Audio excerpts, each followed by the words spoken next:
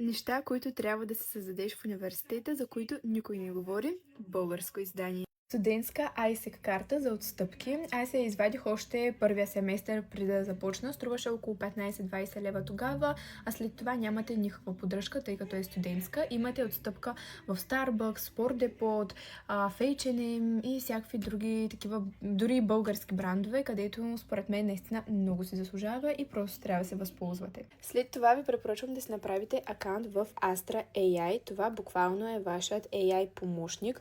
Може да си качвате всички презентации от лекции, снимки от вашите бележки, или пък снимки от вашите учебници. И след това Astra AI ви прави всичко в флашкарти, подкаст или пък най-различни тестове и готови резюмета. Ето тук аз качвам няколко от моите презентации. Това, което най-много ми харесва е, че ми пише на разбираем език и мога да си избирам дали български, дали английски, тъй като имах предмет, който ми е на английски и тук мога да използвам думите много по-лесно. Ако искам, има възможност и да ми ги преведе и така успявам да си помогна и дори за домашни. След това мога да продължа с тест, който наистина да ми помогне да се усъвършенствам преди изпит. И това ми спестява толкова много време, прави ученето ми много по-приятно и така смятам, че съм подготвена много по-добре, защото имам баланс и между учене, и между писане, и между въпроси.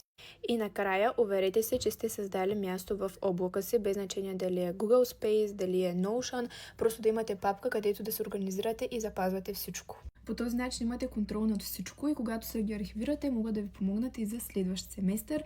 Надявам се видеото да ви е било полезно. Ако имате въпроси, очаквам ви в коментарите. Може да се го запазите и ако ги изпробвате, да ми споделите дали съм ви била полезна.